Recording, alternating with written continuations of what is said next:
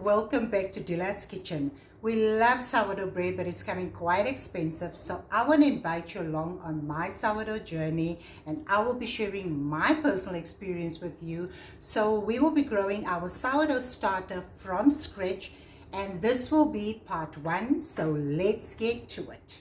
So over the next few days, we will be combining flour and water together and allowing this natural yeast bacteria to start fermenting and forming a stable culture that can be used to make bread. So sourdough bread in its most basic form is 3 ingredients: water, flour and salt, and that's it. So I use normal whole wheat cake flour and bread flour. Both flours has a high protein content and consist of a starch which is important for the sourdough starter, and they are both unbleached.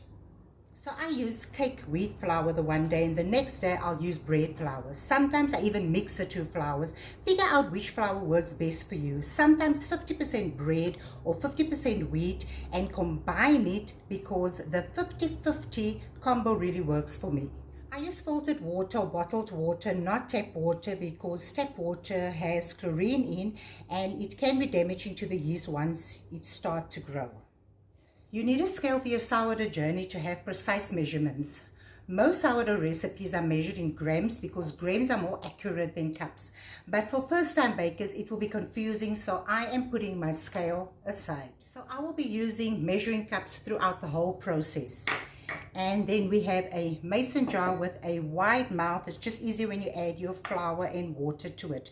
Then we also have a wooden spoon and a spatula that we'll be using. And the next thing, I don't do a 12-hour feed. I feed once a day, but more or less the same time every day. Half a cup of flour into my mason jar, and a quarter cup of filtered water, room temp or slightly above room temperature. That goes in. So it can be quarter cup, or we'll just add 2 tablespoons. Yeah, I'm just adding 2 tablespoons of water to it.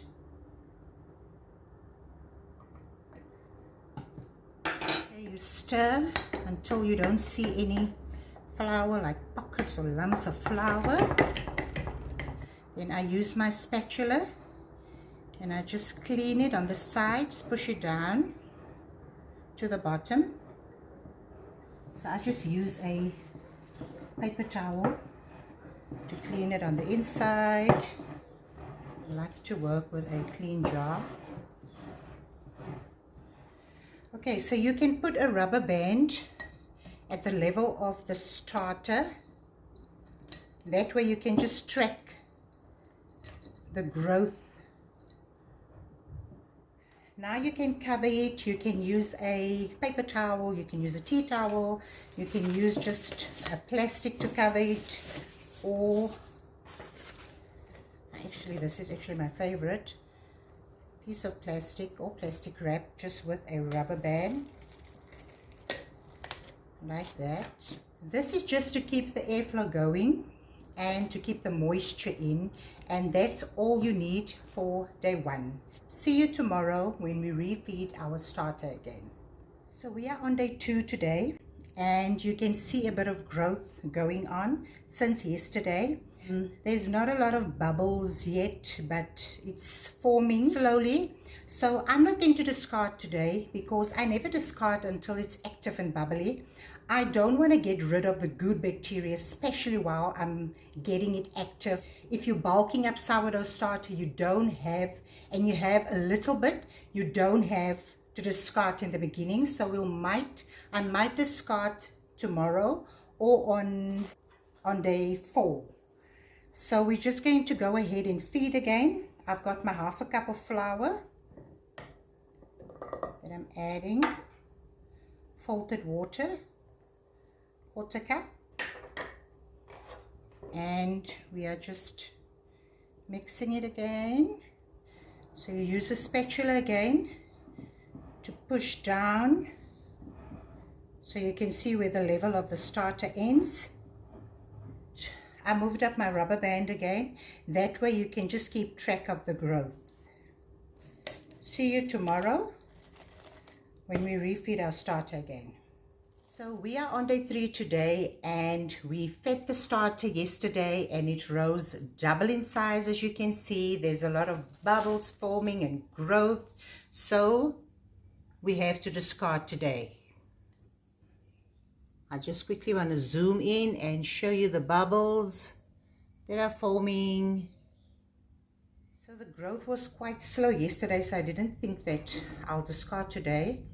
But you should actually discard every day. The reason why you discard is just we're making room for more. You can use a scale, a measuring cup to discard. I'm just going to eyeball and discard. Clean jar.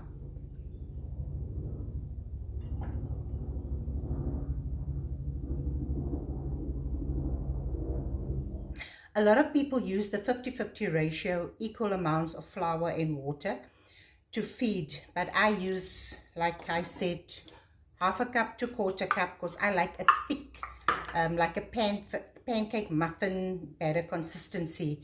I don't like a runny consistency, so that is why I only use half a cup to quarter cup.